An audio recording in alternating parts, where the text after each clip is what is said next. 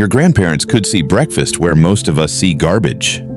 Bacon grease, stale bread, the dark liquid left beneath a pot of greens. Poor families used all of it to feed people one more time.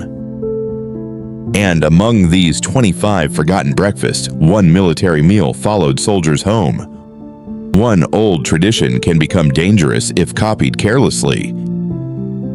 And number 1 begins with something many kitchens still pour straight down the drain. So here's the question that will carry us through this entire countdown. Were these families simply surviving on less? Or did they possess a kind of kitchen intelligence that modern convenience slowly trained us to forget? We begin at number 25 with bread and bacon grease. The bacon was already gone. What remained was the fat cooling in a cup near the stove. By morning, a spoonful was spread across day-old bread. Maybe there was salt, maybe pepper, maybe nothing else. The flavor was smoky, warm, and direct, but the real value was not the taste. It was the idea that flavor could be stored. Yesterday's bacon could still fry an egg, brown potatoes, season beans, or make hard bread easier to eat. The cook did not see grease as the end of a meal. She saw unfinished work. That does not mean bacon fat was a miracle food. It means the kitchen treated every useful ingredient as something worth noticing. And noticing is where thrift begins. Coming in at number 24 is cornmeal mush. Cornmeal fell slowly into salted boiling water while a wooden spoon kept moving. At first, the pot looked thin, then the grain absorbed the water. The spoon grew heavier. Steam gathered on the windows. Served hot, the mush was creamy and plain. But whatever remained could be poured into a pan, cooled overnight, sliced the next morning, and fried until the outside turned crisp. One pot created 2 breakfasts with completely different textures. Soft today, crunchy tomorrow. That was more than reheating. It was transformation. I think this is one of the clearest differences between those kitchens and many modern ones. We know how to warm leftovers. Earlier cooks often knew how to change their identity. At number 23, the skillet quiets down. Milk toast was breakfast at its gentlest. A slice of bread was toasted, placed in a bowl, and covered with warm milk. A little salt, sugar, cinnamon, or butter might follow, depending on what the family had. The bread softened until the edges almost disappeared. To modern eyes, it may look too simple to deserve a name, but milk toast had a purpose. It could comfort a sick child, an older person who struggled to chew, or anyone whose stomach could not handle a heavy plate. It was not designed to impress the mouth. It was designed to calm the body. Modern food culture asks every meal to be exciting, photogenic, or new. Milk toast reminds us that some meals have a quieter job, to make a hard morning easier. The pan wakes up again at number 22 with red-eye gravy and biscuits. A thin slice of country ham browned in cast iron once the meat came out. Black coffee went into the hot pan. It hissed. Steam rose. A spoon scraped the bottom, lifting the browned bits into a thin, salty gravy. That gravy was poured over split biscuits. The flavor was smoky, bitter, salty, and stronger than the ingredient list suggested. The cook did not see the dark layer at the bottom of the pan as dirt. She saw concentrated flavor. Professional chefs might call the technique deglazing. Rural cooks understood the principle without needing the vocabulary. Use what the heat has created before you wash it away. That idea will return more than once before we reach number 1. At number 21, breakfast becomes savory in a way many people have forgotten. Oatmeal with lard sounds strange, mainly because modern oatmeal has been trained to taste like dessert. Rolled oats were cooked with water and salt instead of brown sugar or flavored syrup. A A spoonful of lard or another available fat was stirred into the bowl. The result was not sweet. It was warm, rich, and made to last through physical work. The cook may not have known the modern language of energy density or satiety, but experience had taught her that plain grain and water could leave a laborer hungry too soon. Today, Savory Oatmeal is returning with eggs, greens, cheese, and olive oil. The old version carried the same basic idea without the fashionable name. Oatmeal never had to taste like candy. Now take one egg and watch what happens. Number 20 is the fried egg sandwich. The egg hit saved fat and cooked until the edges turned brown and lacy. Then it was placed between two slices of bread with salt and pepper. On a plate, one egg could look small. Inside bread, it became portable. A worker could wrap it in paper. A child could carry it towards school. The bread absorbed the yolk and grease, so very little escaped. One ingredient supplied richness, the other supplied size and structure. We still eat fried egg sandwiches, but many now arrive with sausage, cheese, sauces, specialty bread, and a price larger than an entire simple breakfast once required. The sandwich did not disappear. Our idea of what it needed before it counted as a proper meal changed.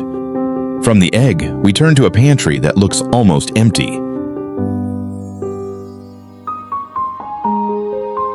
Number 19 is tomato gravy.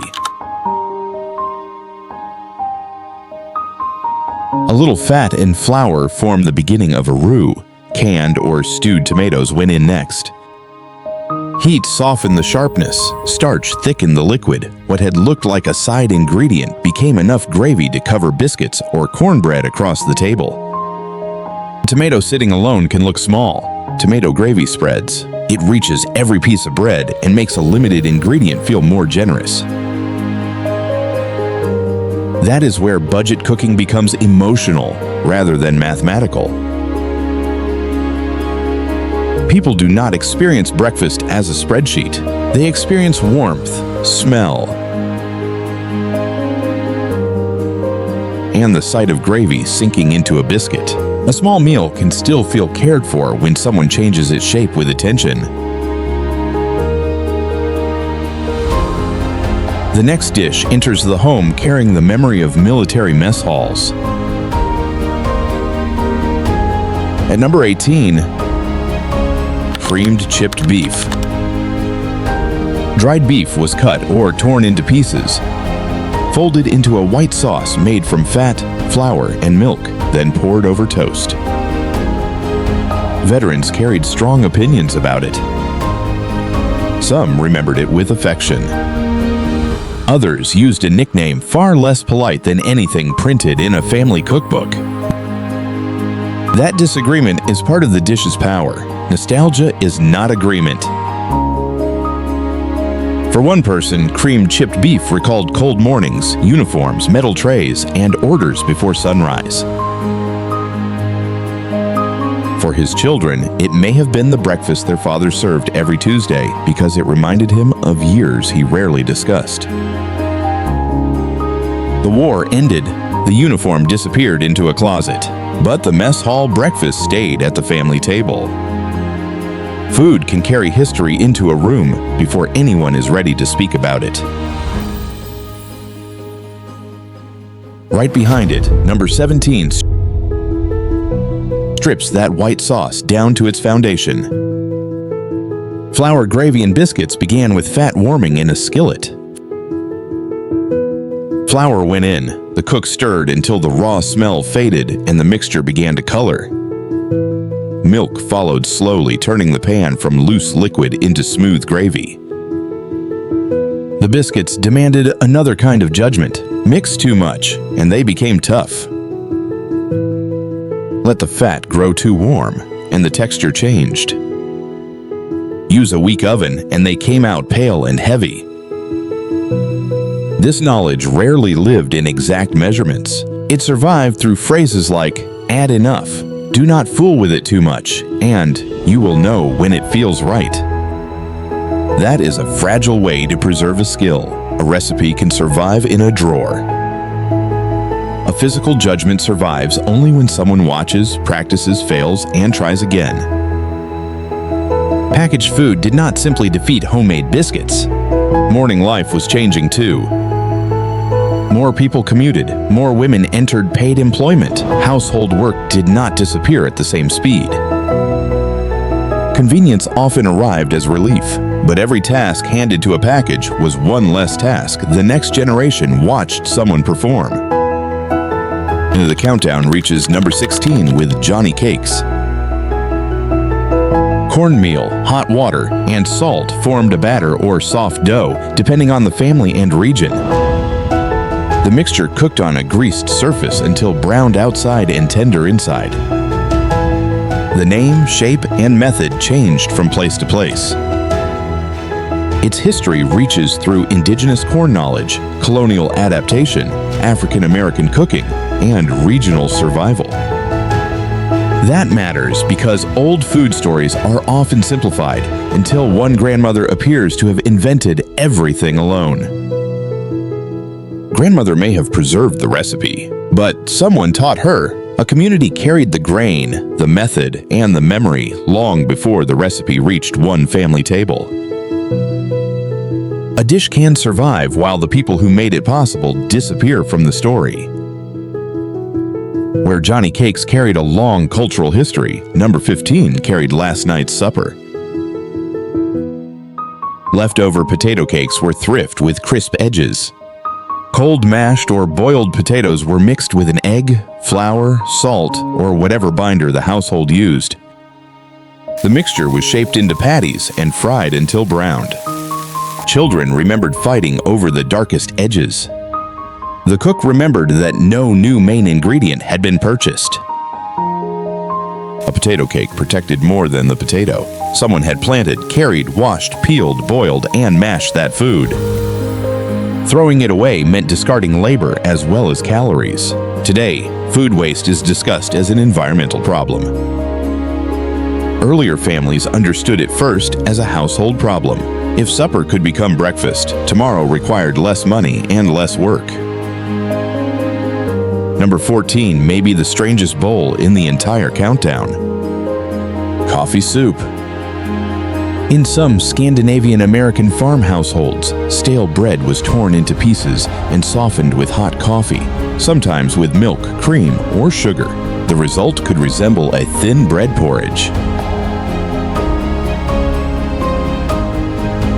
It used bread that had become too dry to enjoy on its own and turned it into something warm before the day began. It sounds bizarre until you look at the modern breakfast aisle. Coffee-flavored bars, sweet pastries dipped into coffee, cereal softened in milk. The old bowl was not built from alien ideas. It simply refused to hide its economy behind packaging. And that may explain why poverty food often disappears faster than celebration food. A holiday cake becomes heritage. A bowl made from stale bread can become embarrassment. Embarrassment can erase a recipe more quickly than bad flavor ever could. From one cornmeal tradition, we step into another.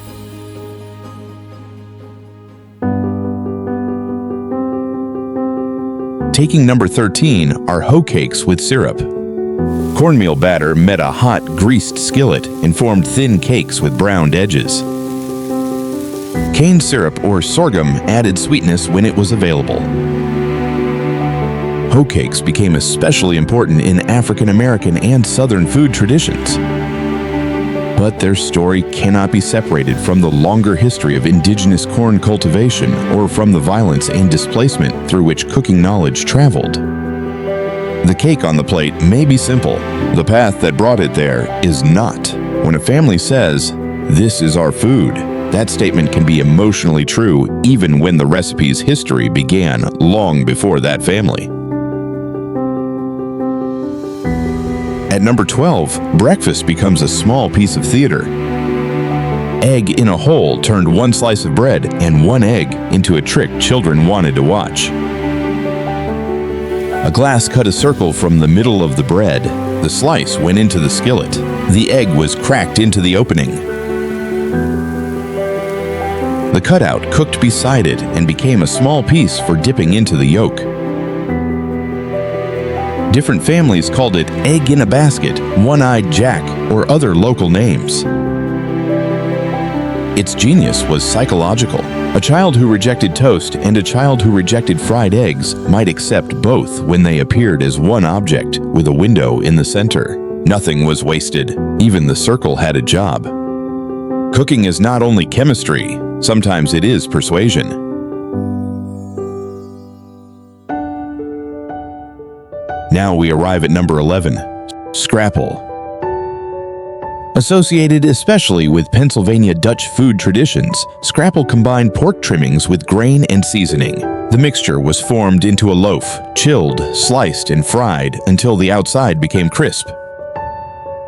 To someone raised with it, the smell could mean Saturday morning. To someone hearing the ingredient list for the first time, it could sound impossible to enjoy.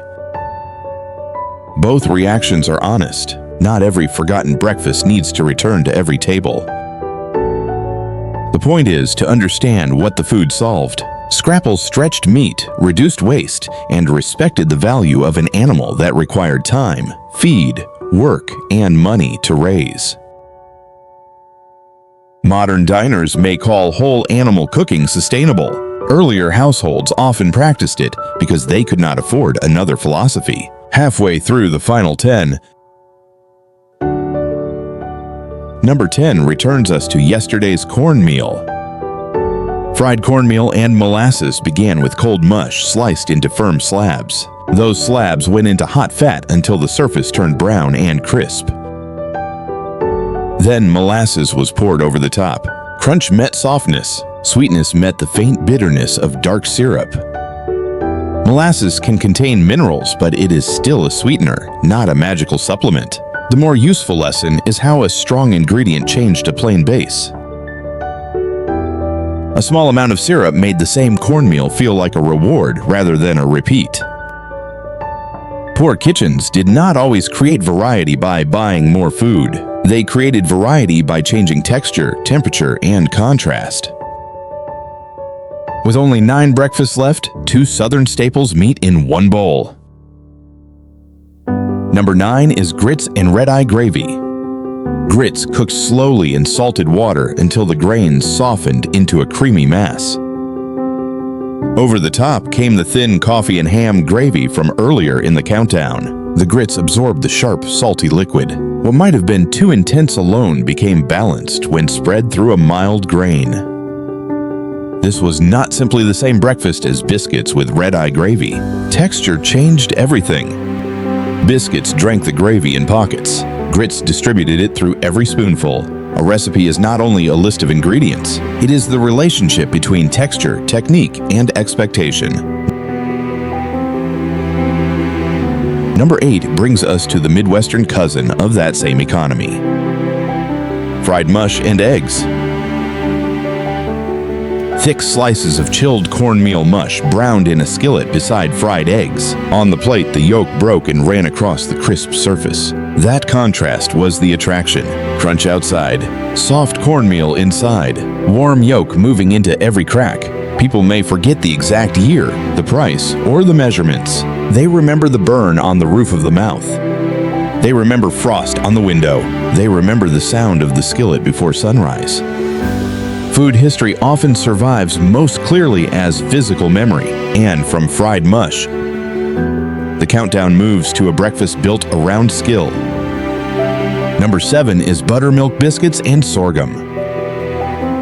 Flour, fat, buttermilk, salt, and leavening became dough. The cook handled it quickly, cut rounds with a biscuit cutter or an overturned glass, and sent them into a hot oven. When the biscuits emerged, steam escaped from the center. Sorghum syrup moved slowly across the split surface. The ingredient list was simple. The judgment was not. Too much mixing made the biscuit tough. Warm fat changed the texture. A weak oven left it pale and heavy. A cardboard tube can provide consistent biscuits in minutes. It cannot preserve the feel of dough in someone's hands. Sliding naturally into number 6. Toast with bacon drippings and jelly takes our first breakfast and gives it a sweeter memory. Warm toast received a thin layer of smoky bacon fat. Homemade apple, grape, or another jelly went over it. Sweet met salty, cold met warm, fruit met smoke. This dish proves that poor food was not always joyless. Families found pleasure inside what was already present. Jelly carried summer fruit into colder months. Bacon fat carried yesterday's meal into morning. Bread connected them. The plate held 3 moments in time at once: harvest season, the previous meal, and the breakfast happening now. Only 5 remain, and number 5 may be the clearest homemade ancestor of boxed cold cereal: rice and milk. Cold leftover rice went into a bowl.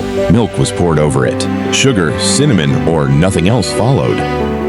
No pan needed to be heated. No new grain needed to be cooked. Supper became breakfast in less than a minute. For Southern families and many immigrant households, rice was a dependable staple whose leftovers could move easily into another meal. The modern cereal box offered uniform shape, sweetness, and convenience. Rice and milk offered the same basic structure without a factory deciding the texture.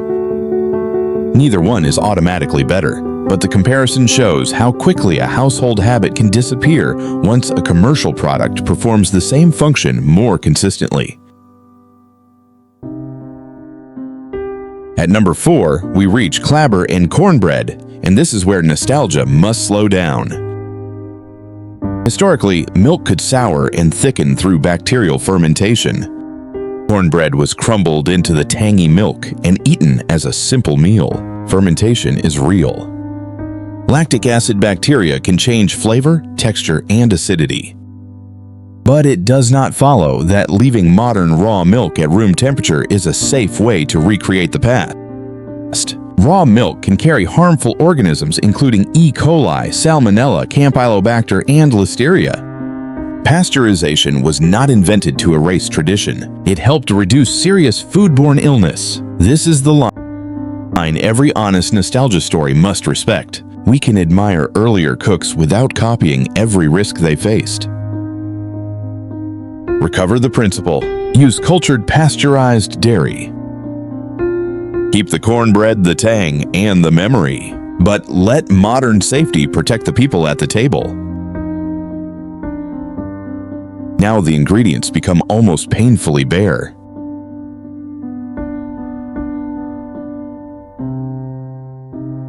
Number 3 is water gravy and biscuits. No milk, no sausage, no ham, only fat, flour, water, salt, and black pepper. The fat warmed, flour went in. Then came the part that required skill: waiting.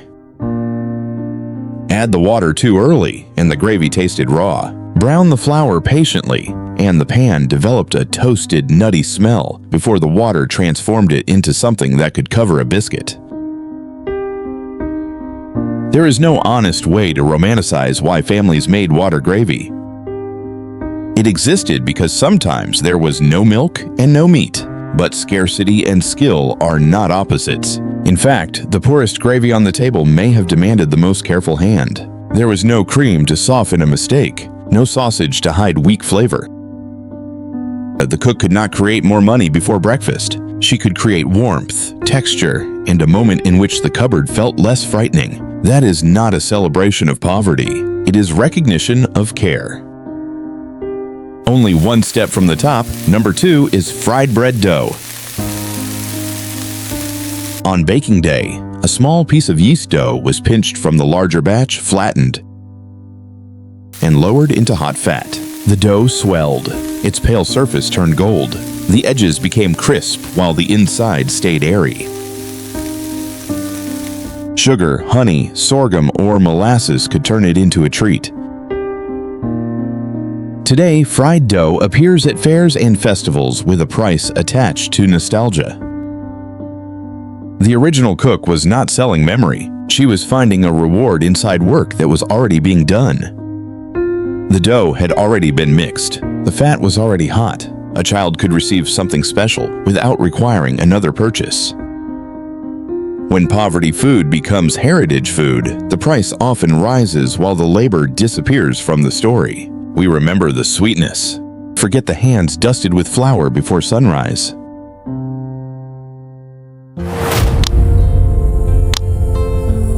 And now we reach number 1. Biscuits and pot liquor.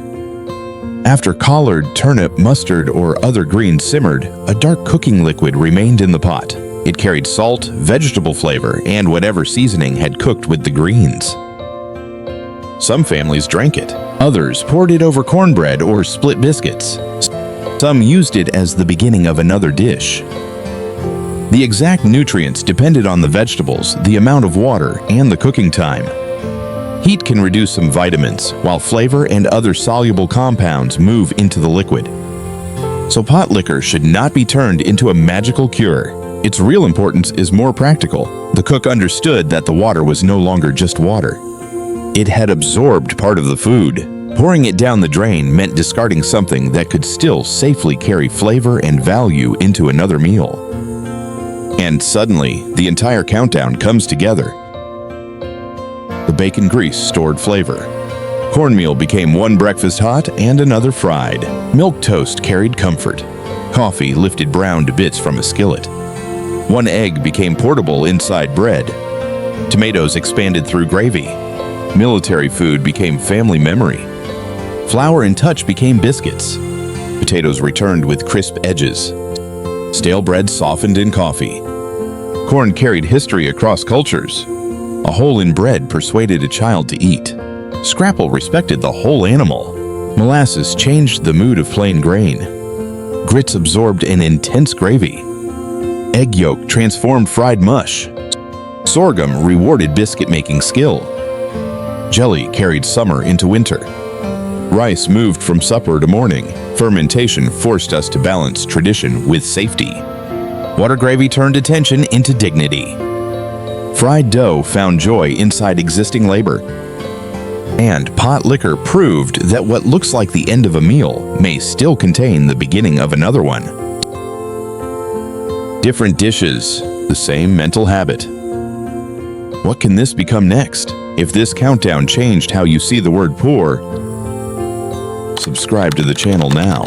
We are not here only to collect forgotten recipes. We are here to uncover the labor, intelligence, history, and human choices hidden inside ordinary meals.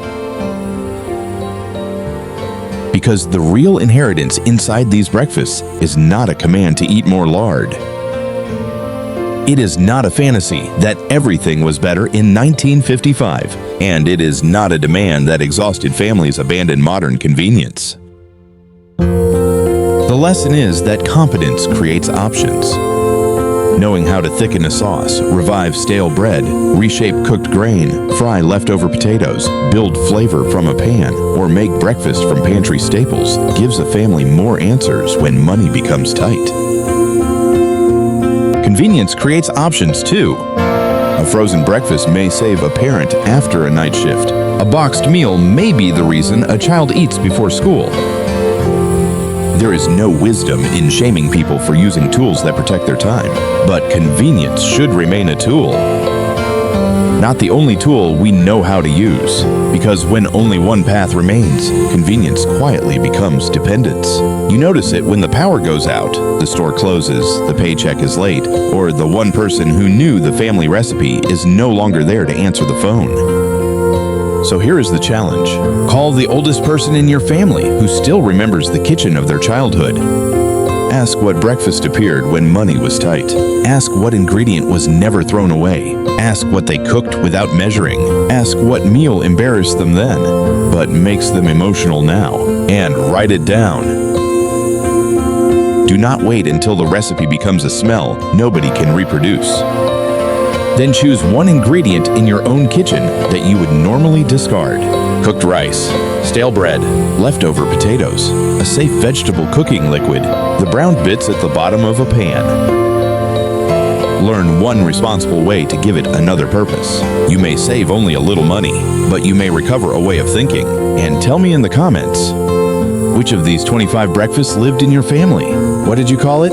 Where were your parents or grandparents from? Did you love it, hate it, or spend years trying to forget what it represented? Your memory may be the missing piece of someone else's history, because the most valuable thing passed down through a kitchen is not always the pan, the recipe card, or the food itself. Sometimes it is the ability to look at almost nothing and still see what it could become. That knowledge survived long enough to reach you. Now the question is whether it stops with you or whether you pass it on.